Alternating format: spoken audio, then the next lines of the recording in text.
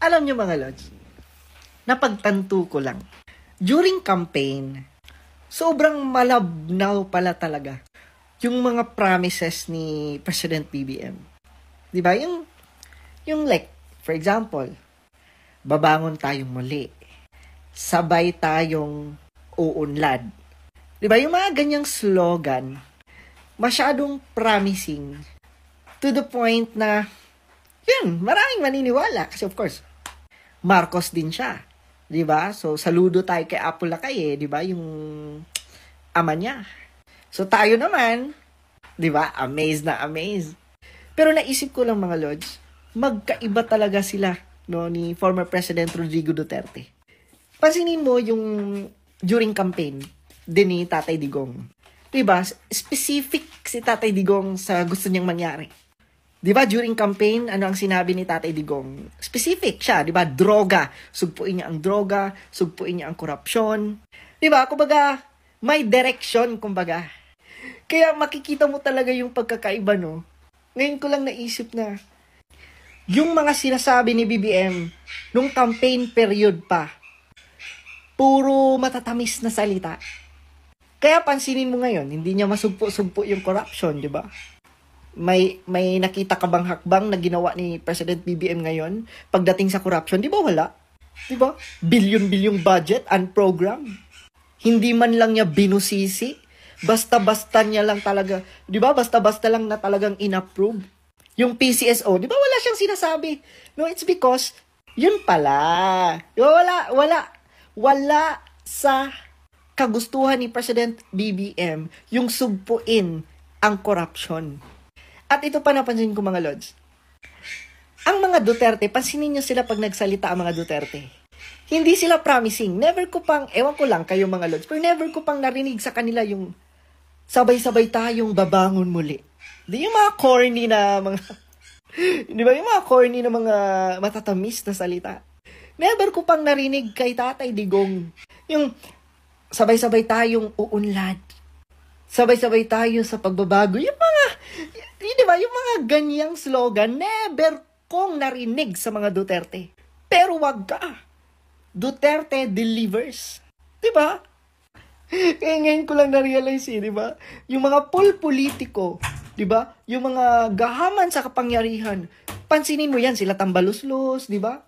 Kung makapagsalita talaga sila, no? Full of promises, full of dreams, mga matatamis na salita.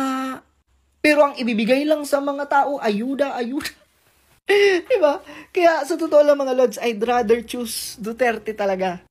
Kasi ang mga Duterte may direction Diba? Ang mga Duterte, alam nila ano ang kailangan nilang gawin at inuuna talaga nila ang mga tao kesa political career at ambisyon nila.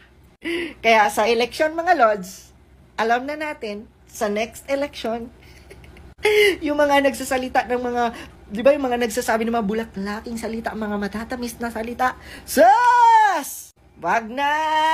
Di ba? Wag na! Dun ako sa palamura. Dun na lang ako sa kamay na bakal. At least, kitang-kita natin ang pagbabago at resulta. Ayun, narinig po natin yung mga sinabi ni Lods Chinito, Mr. Real Talker. Bilang reaction po, para po sa akin, napaka-angas, napakayabang po niya magsalita. Yun po yung aking naramdaman habang nagsasalita siya. Kasi kung magsalita siya, akala mo naman napakagaling or napakaraming na-accomplish ng kanyang mga sinusuportahan or idol.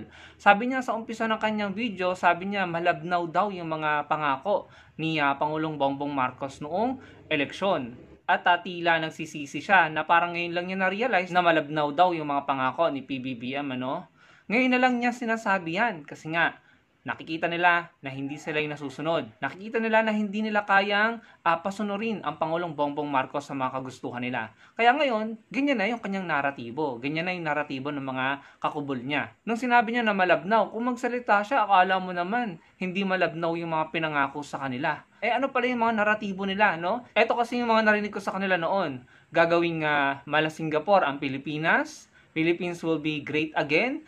At saka yung 3 to 6 months, at saka yung change is coming. Sa kanila ko yung narinig, di ba? Sila po yung mga talagang akala mo in an instant, no, magiging boom ang Pilipinas at magiging first world country. Pero anong nangyari? Wala rin namang nangyari. 'Di ba? May sinasabi siya na ang Pangulong Marcos sa pagkakaunawa ko ay hindi ganun ka-effective sa pagsugpo ng korupsyon, na tila ba parang pinapalabas niya na hindi ganoong kasinsir ang Pangulong Marcos sa paglaban sa korupsyon. Well, it's unfair to say that, no? It's too early and it's unfair to say that. So, tsaka wag mong iangas or ipagyabang yung pagsugpo sa korupsyon ng nakaraang administrasyon. Dahil ngayon nga po, sa panahon ni PBBM, maraming iniimbestigahan na mga di umano'y katiwalian na nangyari noong nakaraang administrasyon. Tsaka kung pagkukumparahin mo ang performance ni Pinoy Aquino, admin ni Pinoy Aquino, kumpara sa performance ni PRRD pagdating sa paglaban sa korupsyon, buklatin niyo po ang records ng Corruption Perception Index. Mas maganda ang ranking ng Pilipinas noong time ni Pinoy, lumagapak po ang ranking ng bansa noong time ni PRRD. Yan po ang totoo. Nasa records po yan. Corruption Perception Index, buksan nyo po. Taon-taon nakikita po ang ranking ng mga bansa doon. At mas nag-improve po ang ranking ng Pinas noong time ni Pinoy Aquino kumpara sa time ni PRRD. Ngayon, tatanungin nyo siguro, paano naman ngayong time ni PBBM? Well, it's too early and it's unfair kasi ongoing pa lang yung administrasyon ni PBBM. Nakikita nyo naman, may mga ongoing hearing sa Pharmaly, at saka naalala nyo yung mga overpriced laptops at kung ano-ano pa. No? So, basically, mali na sabihin mo agad or iangas mo agad yung paglaban ng korupsyon ng nakaraang administrasyon kumpara dito kay PBBM. Dahil unang-una, sablay nga yun dahil bumagsak po, lumagapak ang ranking ng Pinas nung nakaraang administrasyon kumpara sa time ni Pinoy. No? Ngayon, sa time ni PBBM, ongoing at nakikita ko naman na lumalaban sa korupsyon. Marami siyang sinasabi na parang pinapalabas niya na katiwalian sa panahon ngayon. Nabanggit niya yung PCSO, yung mga unprogrammed fund. Ang tanong, napatunayan niyo ba na yung mga yon ay may kinalaman sa korupsyon? Di ba wala pa naman kayo napapatunayan? Kung wala pa kayo napapatunayan sa korte na may katiwalian sa panahon ngayon, hearsay lang yan, no? Mananatiling akusasyon yan kung wala kayong napapatunayan. Unlike noong time ni Pinoy, may mga napatunayan, may napakulong. Sina Poles at yung kanyang mga kasabwat sa kanyang PDAP scam. No? Yon ang totoong effective. May naipakulong. Nung time nyo, sino yung mga big time na may mga malalaking pangalan sa politika ang naipakulong na may kinalaman sa korupsyon? Ngayong time ni PBBM, andyan, inuusig, no? Nagkakaroon ng hearing. Yung nga lang, yung iba, hindi naman talaga dumadating sa mga hearing na animoy talagang may gustong itago or may kinakatakutan na para bang mga guilty, no? So, ang aga mo namang husgahan yung pamamalakad ng Pangulong Bongbong Marcos pagdating sa pagsugpo ng korupsyon at sa kung ano-ano pang bagay na may kinalaman sa bansa natin. Masyado pang maaga, no? Magdadalawang taon pa lang siya sa June 30. Meron pa siyang 4 na taon para patunayan sa inyo yung kakayanan niya. Kayo, tapos na. No? Tapos na yung inyong panahon.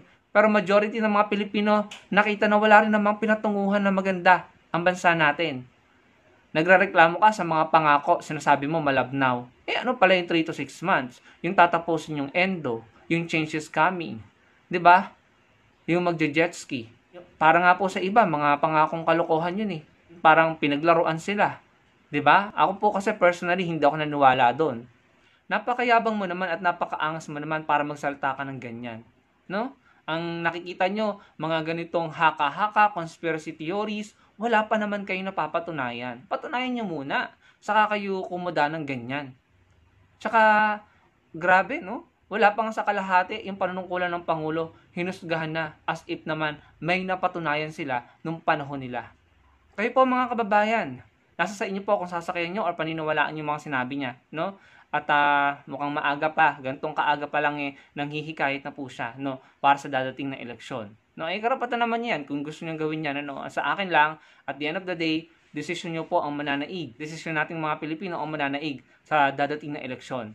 Basta ako, ayoko na po ng mga pro-China, no? Kasi kapag nagluklok na naman po kayo ng mga pro-China, mababaliwala po ang pinaghirapan, pinagpaguran ni Pangulong Bongbong Marcos pagdating po sa kanyang foreign policy at lalo-lalo na sa West Philippine Sea. Yung kanyang ginagawang pakikipagkaibigan at pagpapaigting ng ating diplomatic relationship sa iba't ibang bansa, no? Hindi lamang sa China, hindi lamang sa Russia, kundi sa maraming bansa sa mundo. Lahat po 'yon ay mababaliwala at masasayang kung pro-China na naman po ang mga mananaig sa 2025. So yun lamang mga kababayan, maraming salamat sa panonood. Sana'y malik yung video natin at sana po ay makapagbahagi kayo ng inyong opinion sa comment section below. Salamat po.